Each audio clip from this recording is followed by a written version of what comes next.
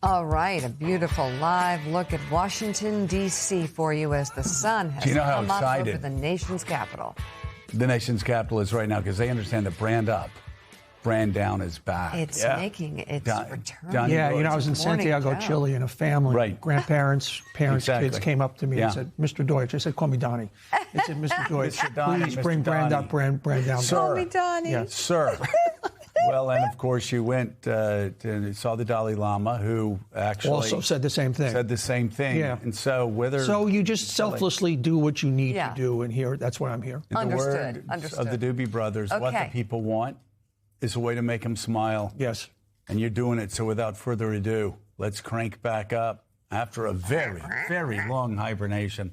Brand up, brand down. Okay. Where do we start? The Catholic Church. Yeah, this is good news. A membership at churches in Houston and Des Moines and Detroit dramatically up 20%, up 50%. A lot of young people. And this is a sign that we are in very, very stressful times. And where do people turn? They turn to faith. And this is a very positive thing in a very kind of like dark time right now. Yeah, and we've been hearing, I've been reading younger people, especially younger men, going back to church and filling up pews, something that we haven't heard in the West in a very long time. Palm Sunday, we went to the 5 o'clock Mass. My wife and I went to the 5 o'clock Mass at St. Ignatius in Boston. It's on the Boston College campus, so you'd expect a few college students to go to the 5 o'clock Mass.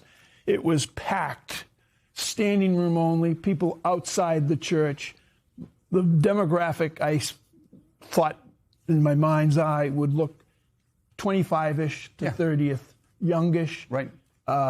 Most of them reciting the prayers by knowledge, but just by rote. They knew the prayers. It was stunning to me, absolutely stunning to me. It's a big change. And I give credit to a couple of things. Leo. One, the times we're living in, and Pope Leo. Yeah, the presence of an American Pope, I think, is a big part of this, too. The resurgence of faith here among younger people. I think also you have to look at just the valueless void that many of our children have lived in since smartphones have come along. It's created a new reality. Nothing is real. There's no truth. There's no falsehoods. The hatred that's been spewed out there. People need a break, and young people especially who've just been savaged emotionally, mentally by smartphones and by social media. They're actually, it appears they're going back, Mike, for something bigger, something deeper, something real. Joe, you are so right on everything that you just said, especially about the remoteness of people today and the isolation caused by Steve Jobs and the iPhone, living with their iPhone as their best friend. But there's a phrase that was used repeatedly on Palm Sunday that I think has struck a chord among younger people, and as well as people my age or your age. Right.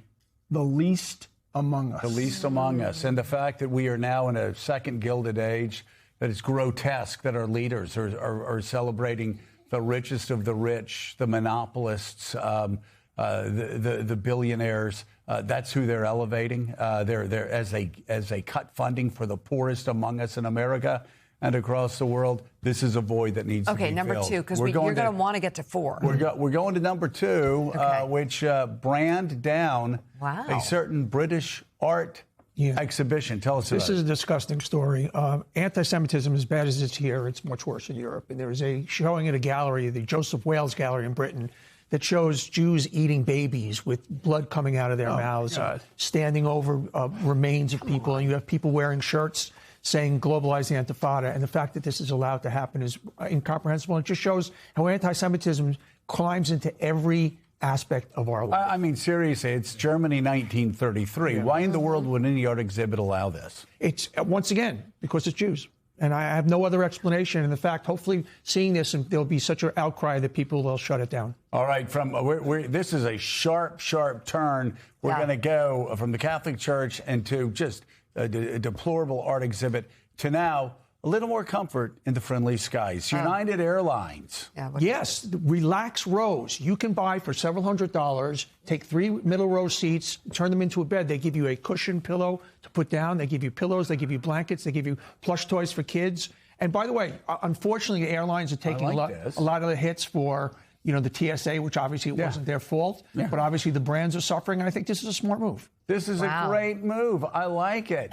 Number 4, something I don't like. What? Fenway Park and everything associated with Fenway Park. Why? I'm sorry to bring this news. 2 and 8, brand down. Yes, because they're bringing a new dish. If things weren't bad enough at Fenway, a new dish, lobster poutine. What this is lobster meat, clam chowder, French fries, bacon sprinkled on top, served in a cardboard boat box. Okay. Once again, if things couldn't get worse at Fenway. You know what, Lee, calls that breakfast, lunch, and dinner. This is the only good thing at Fenway Park right now. Wait a minute. Seriously, chance of sell the team last night. I mean, are you eating that? I mean, I can only imagine Are you eating that lobster? I haven't got the game yet this year. No, I'm not eating Mike, that any lobster. thoughts as the Fenway feels like delegate? it might go Fenway bad Park is the before it greatest gets to baseball your seat. experience anyone has ever had. Ask the Yankees. That will always be true. Now, several weeks ago, a member of the Reese's family was shocked, stunned, and deeply saddened when they found out that they were using non-chocolate ingredients in the Reese's cups. There's been blowback, and so you're giving Hershey's this morning of course, they reacted. up. But 2 great tastes in one. Remember that? Milk chocolate and peanut butter. Well, you can't fake people. You can't insult consumers and all of a sudden do cheaper things in there. The grandson of the Reese's wrote a scathing letter on Valentine's Day saying, let's get back to basics. Hershey's responding, going back to the main ingredients. And once again, authenticity counts. There you go. That was my evening last night. That was her evening. Oh, my God. A lot of Don't Reese's tell cups. anyone. So this next one is interesting. We talked about the smartphone and how it keeps eyes off of the ball. Tell us about what happened with the parents, the smartphone, and the wolf den. Yeah, the parents' smartphone and the wolf den. We've talked about a lot of the downsides of the phone, but we haven't talked about parenting. And the terrible story, it had an okay ending, that parents were on their phone at a zoo in Hershey Park, and a 17-month-old toddler wandered into the wolf den. Wolf took his hand, didn't actually bite it, but had its hand. People ran in. The parents didn't even still know what was going on. They've been charged with endangering a toddler. And you have to, every parent out there thinking about, do you take your eyes off your kids with the phone? And the answer is unfortunately yes. Oh, my gosh. So tell us about Hollywood. Now, if you want to hit in Hollywood, you got to play to the 13, 14-year-olds and do the big brands. Talk about Super Mario Brothers. Brand up, $327 million. When was the last time anybody here was a movie? And the reason is they're not making them for us. We watch our streaming shows. We watch The Landman. We watch, Madison, everything. We don't go to movies. The Pit. We don't go to movies. So the only way you score in a movie right now, make it for kids, a franchise. The days of us going to the movies are over. Or unless you're a parent going with a child, the Mario Brothers. We saw the first one, loved it. We will be seeing, I can assure you, we'll be seeing the second one as well. Yeah, I will say a movie like Sentimental Value is just a movie that it's not going to do well in movie theaters, but it's a quite beautiful movie that a lot of people just aren't going to see. So, all right. So finally, the platypus pout. Tell us about it. Yes, Mika, this is for you. In the early 2000s, the Olsen twins famously, and if you see selfies online with the lips pouted out, it was actually the lower lip protruding. And there it is. And now we have something called the platypus pout, which now it's the upper lip and a frown. This is what you see if you go on the internet now. This is all you see is young women puckering their lips, frowning. I don't know why that is. Mika, why is Gen that? Z, once again, off the charts. I thought it was called duck lips or something. Well, it originally was called duck lips, but now this is platypus lips. I think it's ridiculous. But I don't understand. And my daughter I saw she posted once, and I said, just get that the hell off. Yeah. And unfortunately, she didn't listen. So explain it to us. I can't explain it. I have daughters, and I have many other girls, and I don't know what to say. But they do it like that really quick in the camera. And it's like, what? Wait, what just happened?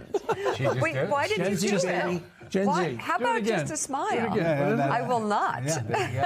Donnie Deutsch, thank you. A triumphant return into that family in Santiago. I was listening. All right. You Call me Donnie.